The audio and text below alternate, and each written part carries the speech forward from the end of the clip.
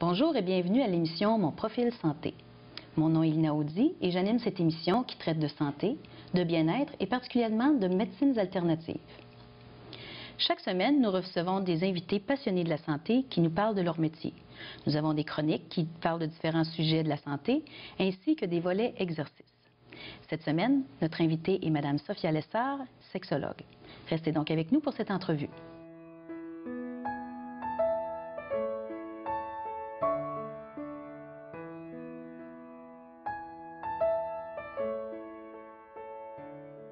Notre invitée cette semaine est Mme Sophia Lessard, sexologue.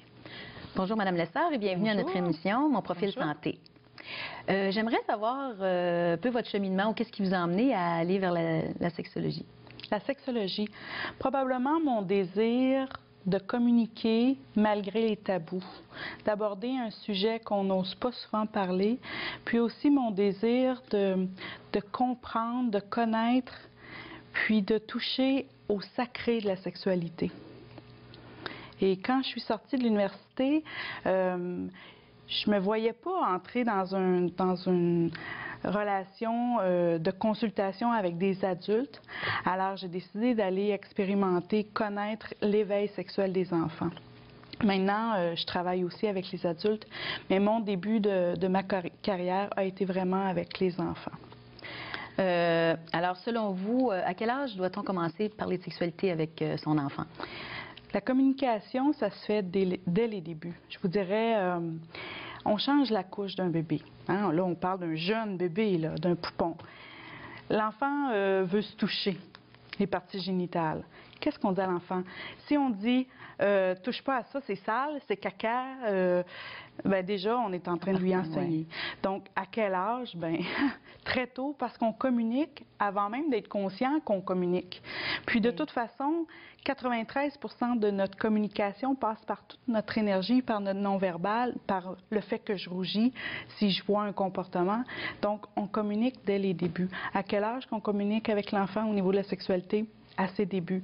C'est sûr que par la suite, ça va se préciser. Oui. Là, il va y avoir des questions, il va y avoir des comportements, je vais avoir à me mobiliser comme parent, à me positionner. Là, ça va demander un peu plus, mais déjà, à la couche, on est en train de communiquer des choses au niveau de la sexualité, au niveau du bien-être sexuel, au niveau de l'aisance de me vivre. Oui. Et ça, on va le voir, l'impact chez l'adulte par la suite. Quand il va vouloir entrer en communication ou en communion dans le couple, mais qui devra dépasser cet espace-là, que ça, c'est sale. Donc, il y a vraiment... Je suis contente, finalement, d'avoir bien compris la petite enfance, parce que là, je comprends bien l'impact au niveau de l'adulte maintenant. Oui, oui. Quel est le plus grand défi, selon vous, là, des parents là, face à l'éveil sexuel de leur enfant? Bien, je vous dirais de dégager une ouverture tout en étant capable d'encadrer l'enfant. Là, ça, c'est tout ça peut sembler paradoxal, mais c'est vraiment d'arriver par mon attitude à démontrer que je comprends où tu es rendu, mais en même temps, tu peux compter sur moi. Je suis assez outillée pour pouvoir t'encadrer et l'encadrement va créer le sentiment de pouvoir, l'aisance. Va créer la stabilité de l'enfant, le fait qu'il soit encadré par son parent. Donc, par exemple, la petite fille veut faire pipi debout. Hein? Les enfants apprennent par imitation. Donc, elle a vu papa ou mon frère ou un ami du CPE, de la garderie. Oh, on peut faire pipi debout. OK, je fais pipi debout. Papa ou maman arrive dans le cadre de la porte, voit la petite en train de faire pipi debout. Bien là, c'est sûr que si je dis « Qu'est-ce que tu fais là? T'en ça de là, ça se fait pas. » Bien là, c'est sûr que ça va être un autre... C'est là où on doit comprendre que non, la petite est en train d'expérimenter, puis on va lui dire « Regarde, c'est pas pratique, t'es tout mouillé. » On n'est pas équipé. Ça marche pas, ça marche pas. Donc, regarde tes vêtements, il va falloir changer tes vêtements. Donc, tout en étant encadrant, je vais comprendre qu'elle est dans son expérimentation. C'est quoi le sujet là, que la majorité des parents là, vont aborder auprès de vous là, au niveau de la sexualité des jeunes enfants jusqu'à 8 ans? Oui, le sujet principal, c'est au niveau de la masturbation compulsive. La masturbation fait partie d'un des comportements qui arrivent durant la petite enfance. Ça peut sembler particulier pour les gens d'apprendre ça, mais pour moi, c'est aussi fréquent que les jeux de découverte sexuelle, les jeux de docteur. Et c'est fréquent pour moi d'avoir des enfants qui se masturbent. Quand je parle de masturbation, je parle de masturbation compulsive parce que la masturbation, elle existe dans les comportements sexuels adéquats des enfants, mais elle fait aussi partie des comportements sexuels inquiétants, alarmants. Et donc, à partir de quel moment je dois encadrer ce comportement-là pour qu'il reste approprié, qu'il soit fait dans des endroits où l'intimité existe, et donc que je protège aussi l'enfant des éventuels regards qui pourraient être nuisibles pour lui, là, de la part des adultes.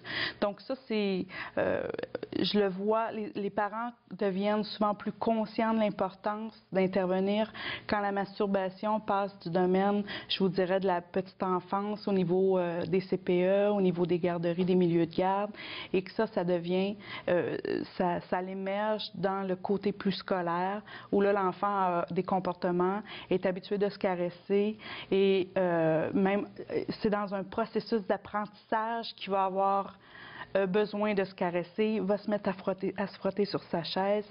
Les enfants sont plus grands, se regardent, remarque plus c'est quoi son problème. Et là, il vit dans une situation de rejet. Il y a de la difficulté à sociabiliser avec les autres enfants. Ça, donc là c'est pas le comportement qui est inadéquat en tant que tel, c'est sa sociabilisation.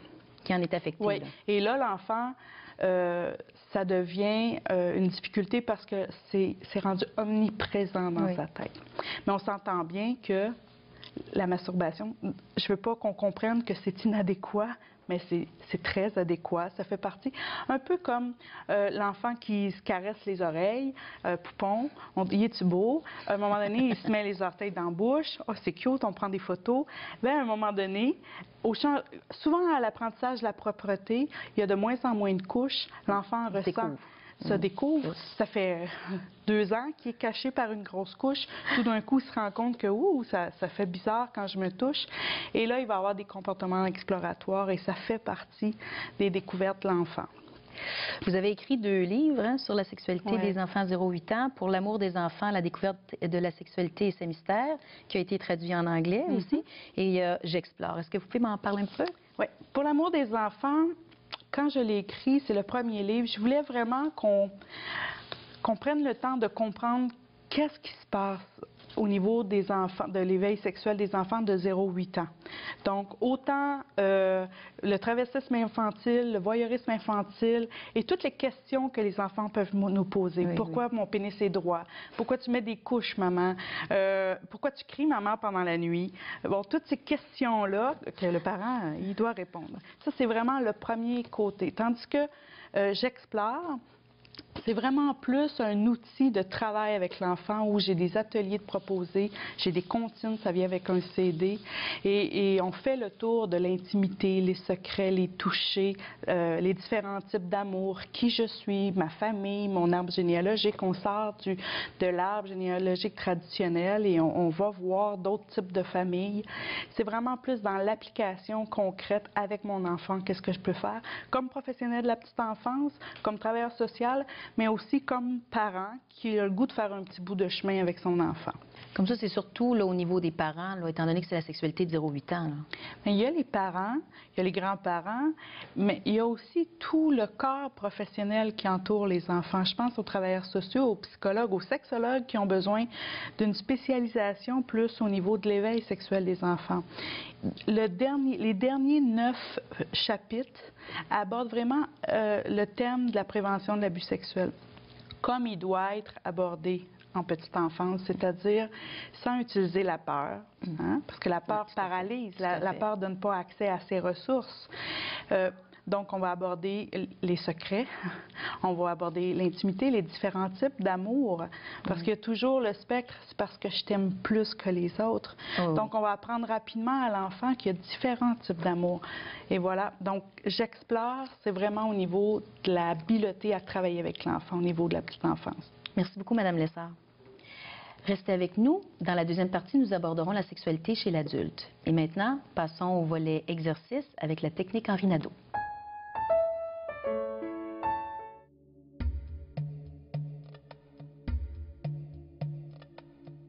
Aujourd'hui, dans le 3e exercice de la technique Henri Nadeau, la natation, vous allez voir la position du bas du corps.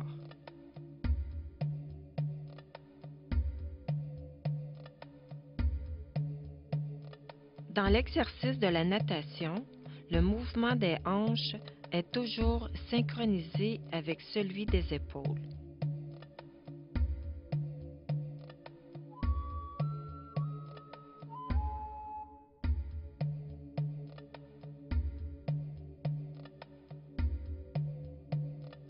Lorsque l'épaule et le bras droit vont vers l'avant, la hanche pivote vers la droite et le genou droit fléchit simultanément.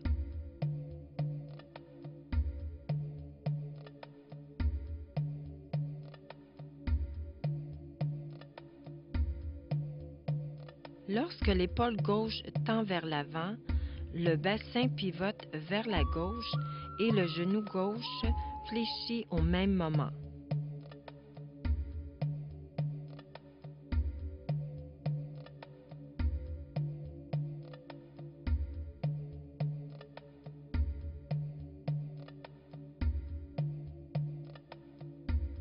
Les genoux restent bien décontractés et alignés avec les pieds.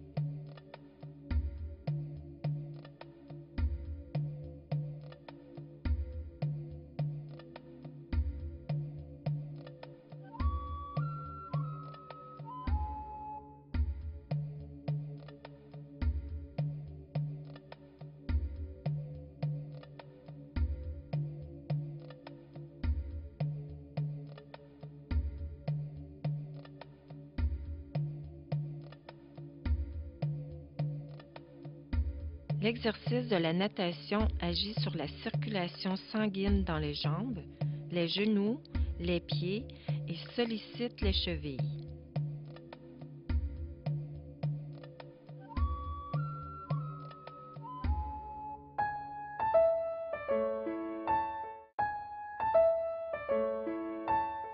Nous sommes maintenant de retour avec Mme Sophia Lessard, sexologue. Alors, nous avons parlé des enfants. Maintenant, je sais que vous faites des consultations avec des adultes aussi. Quels sont les plus grands défis au niveau de la sexualité de la femme? La femme.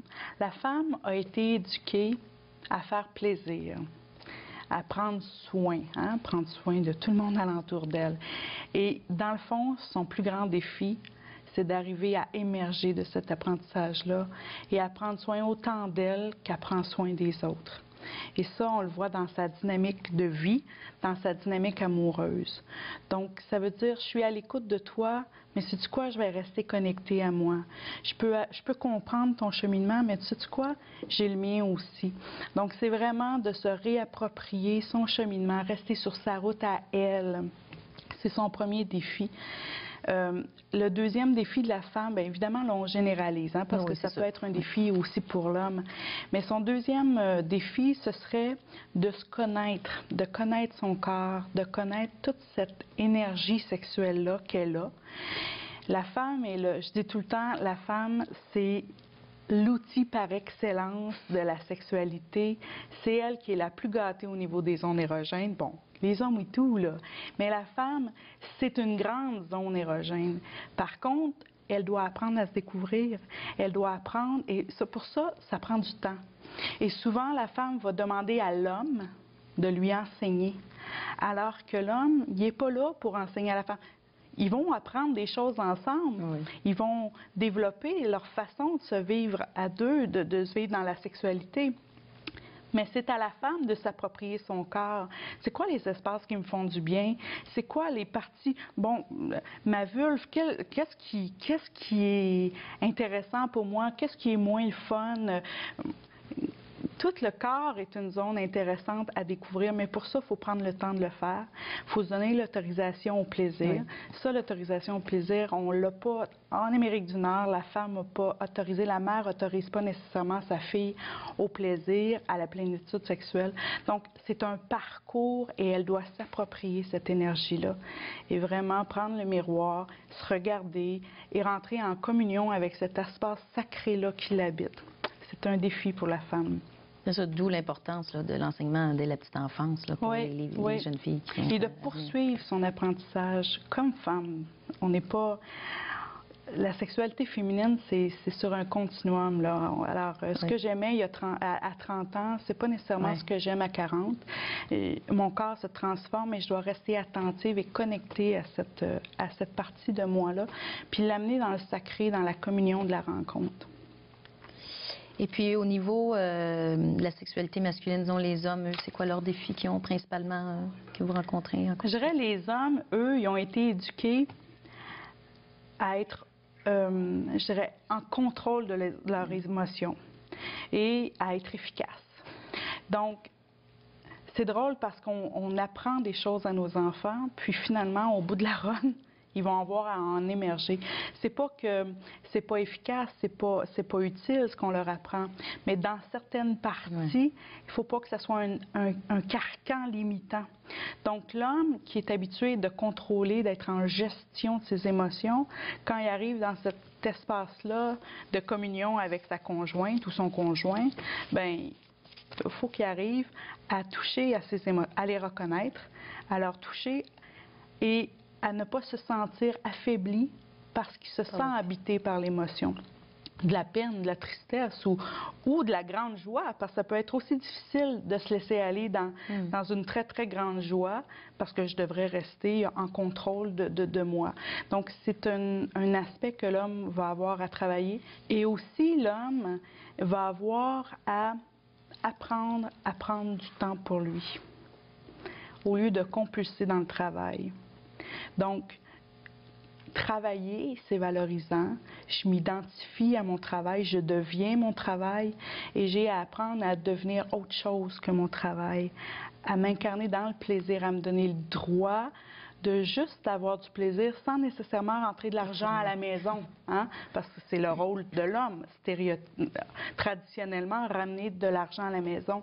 Donc, l'homme doit toucher à son plaisir, se donner la permission d'aller à pêche, d'aller où il veut, qu'il l'amène dans son plaisir. Oui. Donc ça, c'est un défi pour l'homme. Pour les femmes aussi. Mais quand on généralise, je vous dirais, ça, c'est vraiment plus masculin. Ensuite, est-ce que vous avez parfois des rencontres de couple? Est-ce que les couples vont ensemble pour faire des rencontres? Oui, souvent, parce que, bon, autant avant, j'étais vraiment beaucoup en petite enfance, je suis encore, mais vraiment, la majorité de mes clients en consultation, c'est des adultes. Pour le couple, le défi, ça va être de rester dans son chemin, tout en cheminant ensemble. Et ça, on peut faire des petits bouts collés, mais ton chemin ne devient pas le mien. Et je dois rester dans mon chemin, dans ce qui m'appelle, tout en ayant des projets communs avec toi. Le couple doit s'autoriser à prendre du temps pour lui. C'est pas un luxe, là. C'est pas, il y a les enfants, il y a ci, il y a ça. À un moment donné, quand on va avoir le temps, quand on va avoir l'argent. Non, c'est vraiment ce qui fait que le couple va demeurer vivant et en vie. Parce que ça affecte la sexualité. En vie et vivant, exactement. Et un défi de couple, c'est l'engagement. C'est pas tellement l'engagement, mais c'est de choisir de s'engager. Oui, tout à fait. Si je choisis de m'engager, je suis pas dans la prison de l'engagement. Je choisis d'être là et donc de manquer au reste, hein, comme M. Brevillon dirait. Donc, si je choisis d'être avec toi, ben je choisis de manquer à toutes les opportunités qui vont passer. Ça, une fois que j'ai choisi, ça veut dire, on ne choisit pas pour correspondre au désir de l'autre qui veut l'engagement, ni pour répondre à une certaine morale ou à un dogme religieux, c'est pas ça. C'est que le fait que je m'engage va me motiver. Alimenter. Oui, et quand je vais avoir, parce qu'il peut y avoir des tornades dans la vie d'un couple, bien, le fait de choisir de s'engager va m'aider à me propulser dans ma démarche de résolutionner, de résoudre le problème qu'on vit, que ce soit en consultation, que ce soit par différentes façons que je vois qu'on peut y arriver. Mais le fait que je m'engage et qu'on est un couple engagé, on va chercher à trouver des solutions davantage. Ça ne veut pas dire que le couple doit survivre à tout prix, c'est pas ça pantoute. D'ailleurs... Mais de faire des choix conscients. Oui, d'ailleurs, un des défis, ça pourrait être ça, c'est d'être aussi tolérant à marchander ce qui me fait perdre ma lumière. Parce que je veux à tout prix garder notre couple. Donc, c'est un défi d'arriver à me respecter suffisamment pour te nommer ce qui ne me convient pas. Puis ça se peut qu'au bout de la run, ça ne marche pas, nous deux. Mais en même temps... ça a apporté beaucoup quand même. Oui, exactement. Mais si c'est un couple qui est engagé, bien, il y a de fortes probabilités qu'on puisse cheminer un petit peu plus longtemps, en tout cas, ensemble.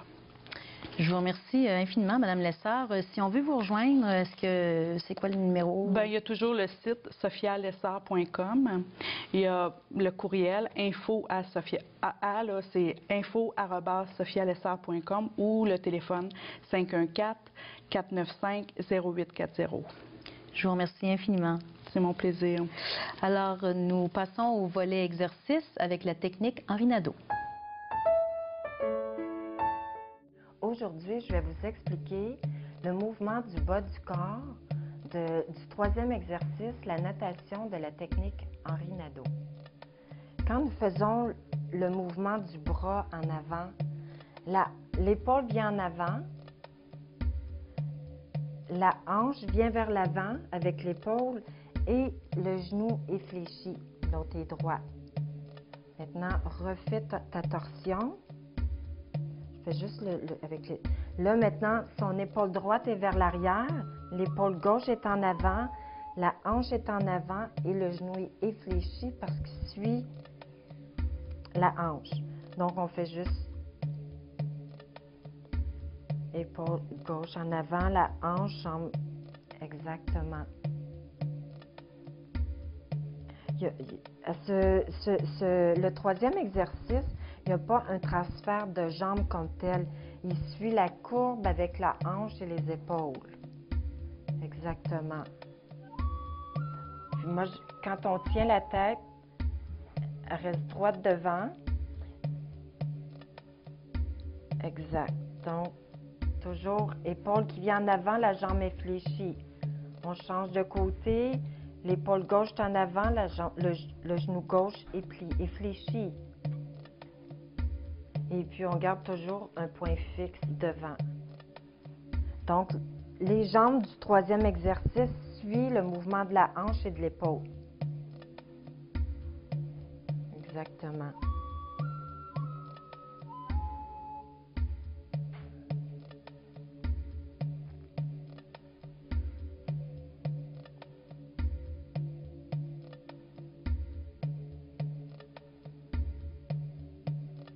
La tête ne bouge pas, c'est important. On garde un point fixe devant et on fait simplement fléchir le genou en amenant la hanche et l'épaule en avant.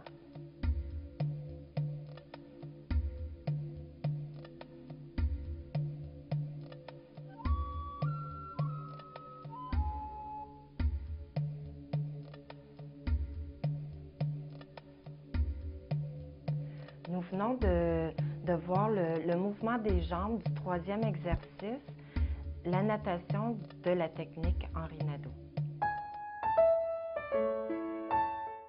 Nous remercions notre invitée de cette semaine, Mme Sophia Lessard, sexologue. Si vous avez des questions ou des commentaires sur cette émission, vous pouvez nous téléphoner ou encore nous écrire à l'adresse qui apparaît au bas de l'écran. Nous nous revoyons donc la semaine prochaine pour une autre émission, Mon profil santé. D'ici là, bonne santé!